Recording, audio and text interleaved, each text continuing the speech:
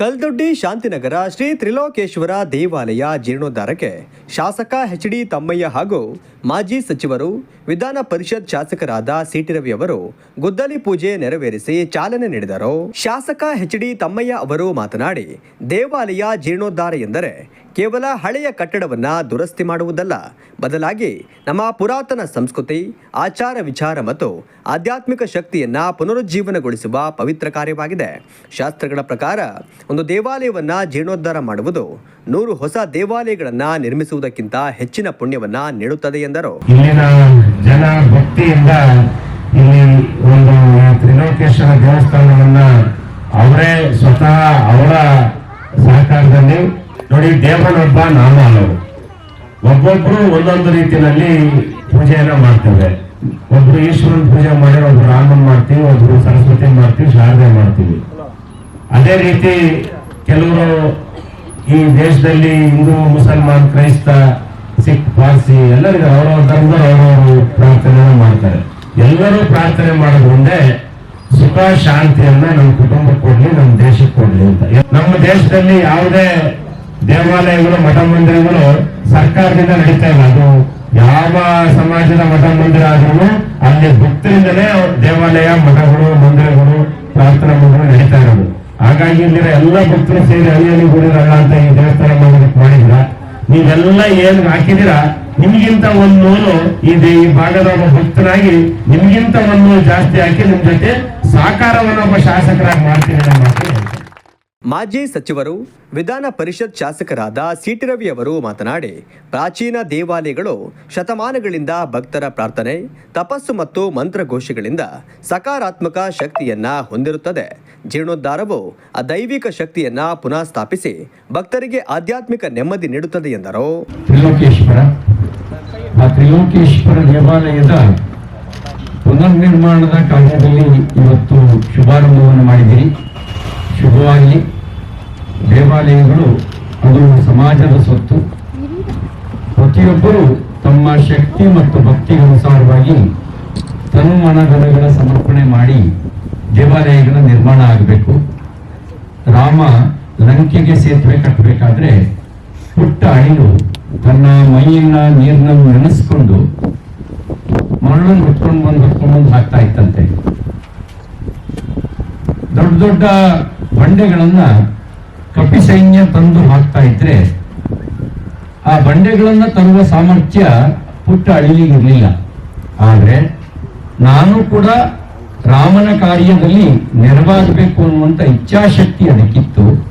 ಆ ಇಚ್ಛಾಶಕ್ತಿಗೆ ಅನುಗುಣವಾಗಿ ಆ ಪುಟ್ಟ ಅಳಿಲು ಮರಳು ತಂದು ಹಾಕ್ತಂತೆ. ಆಗ ರಾಮ ಪ್ರೀತಿಯಿಂದ ಅದರ ಕಾರ್ಯವನ್ನು ನೋಡಿ ಅದರ ಮೈ ದಡವಿದಂತೆ.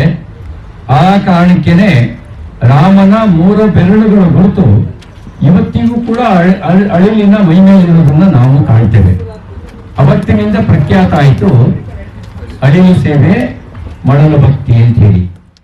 ನಗರಾಭಿವೃದ್ಧಿ ಪ್ರಾಧಿಕಾರದ ಅಧ್ಯಕ್ಷರಾದ ಮಂಜೇಗೌಡ, ಕನ್ನಡ ಸೇನೆ ಜಿಲ್ಲಾಧ್ಯಕ್ಷರಾದ ರಾಜೇಗೌಡ, ಉಪಾಧ್ಯಕ್ಷರಾದ ಜಗದೀಶ್ ಮರೆಬೈಲು, ನಗರ ಅಧ್ಯಕ್ಷರಾದ ಸತೀಶ್ ಕಲ್ದೊಡ್ಡಿ, ನಗರ ಆಟೋ ಘಟಕದ ಅಧ್ಯಕ್ಷರಾದ ಜಯಪ್ರಕಾಶ್, ಒಕ್ಕಲಿಗರ ಸಂಘದ ಜಿಲ್ಲಾಧ್ಯಕ್ಷರಾದ ಟಿ. ರಾಜಶೇಖರ್, ನಗರಸಭೆ ಸದಸ್ಯರಾದ ಮುನೀರ್ ಸೇರಿದಂತೆ ಮುಂತಾದವರು ಪಾಲ್ಗೊಂಡಿದ್ದರು.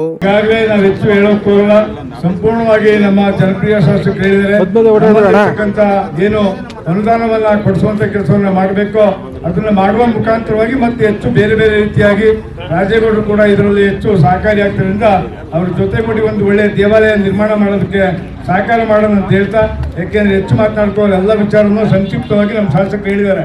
ನಮ್ದು ಒಂದೇ ಸರ್ವಧರ್ಮವನ್ನ ಕಾಪಾಡ್ಕೊಂಡು, ಯಾಕೆಂದ್ರೆ ಎಲ್ಲ ಸಮಾಜದಿಂದ ಎಲ್ಲರ ವಿಶ್ವಾಸದಿಂದ ಎಲ್ಲರೂ ಸೇರಿ ಈ ದೇವಾಲಯವನ್ನ ಒಂದು ಒಳ್ಳೆಯ ಜೀರ್ಣೋದ್ಧಾರವಾಗಿ ಮಾಡಿ ಒಳ್ಳೆ ಹೆಸರನ್ನ ತಾಳಿ ಅಂತ ಹೇಳ್ತಾ, ಆ ಸಮಿತಿ ಎಲ್ಲ ಪದಾಧಿಕಾರಿಗಳು ಕೂಡ ಒಂದುಗೂಡಿ ಒಗ್ಗಟ್ಟಿನಿಂದ ಹೋಗಿ ಒಳ್ಳೆ ಕೆಲಸವನ್ನು ಮಾಡಿ ಅಂತ ಹಾರೈಸಿ ಒಳ್ಳೆಯದಾಗಲಿ ಅಂತಕ್ಕಂಥ ವಿಚಾರ ತಿಳಿಸ್ತಂಬಲ್ಲಿ ಇಷ್ಟಪಡ್ತಾರೆ.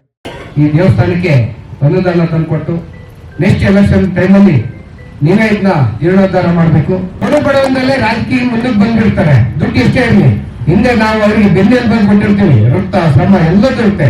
ಯಾಕೆಂದ್ರೆ ಒಳ್ಳೆ ನೀಡಬೇಕು ಅಂತ ನಾವು ಕೇಳೋದಷ್ಟೇ.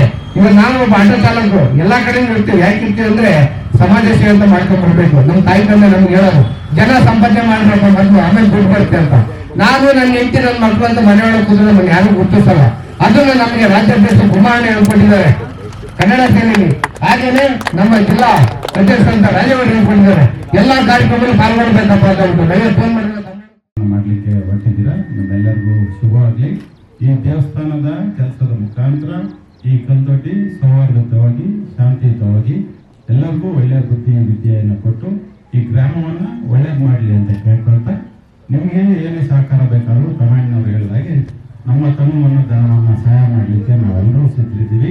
ಯಾವುದೇ ಕಾಲದಲ್ಲಿ ಯಾವುದೇ ಥರದ ಸಹಾಯ ದೇವಸ್ಥಾನ ಕರೆದಂಥ ಸಂದರ್ಭದಲ್ಲಿ ಈ ಸಮಿತಿ ಜೊತೆ ಇರ್ತೀವಿ ಅಂತ ಹೇಳ್ತಾ ಮತ್ತೊಮ್ಮೆ ಈ ಕಲ್ದೊಡ್ಡಿ ಗ್ರಾಮಕ್ಕೆ ಒಳ್ಳೆಯದಾಗಲಿ ಅಂತ ನಾನು ಮಾತನಾಡ್ತೇನೆ. ನಂಗೆ ಒಂದು ದೇವಸ್ಥಾನ ಒಬ್ರು ಕಟ್ಟೋ ಶಕ್ತಿ ಇದ್ರು ಒಬ್ರು ಕಟ್ಟಬಾರ್ದು ಅಂತ ಹಿಂದಿನ ಹಿರಿಯರ ಸಮಿತಿ ಹೇಳಿದ್ದಾರೆ. ಹಾಗಾಗಿ ಇವರೆಲ್ಲರೂ ಕೈಲಾಗಿ ಪಟ್ಟಿಗೆ ಸಹಾಯ ಮಾಡಿ ಇವತ್ತು ಈ ಊರಿನಲ್ಲಿ ಏನು ಒಂದು ಶಾಂತಿನಗರ ಅಂತ ಹೆಸರಿರೋದಕ್ಕೆ ಸಾಧ್ಯವಾಗಿ ಎಲ್ಲರಿಗಿಂತ ತಂದೆ ತಾಯಿ ಮತ್ತೆ ದೇವರು ನಾವೆಷ್ಟು ನಂಬಿಕೆಯಿಂದ ಒಳ್ಳೇದಾಗ್ತೀವಿ, ಅದೇ ರೀತಿ ಊರಲ್ಲಿ ಒಂದು ದೇವಸ್ಥಾನ ಇದ್ರೆ ಎಲ್ಲರಿಗೂ ಒಂದು ಶುಭ ಕಾರ್ಯ ಆಗುತ್ತೆ ಅಂತೇಳಿ.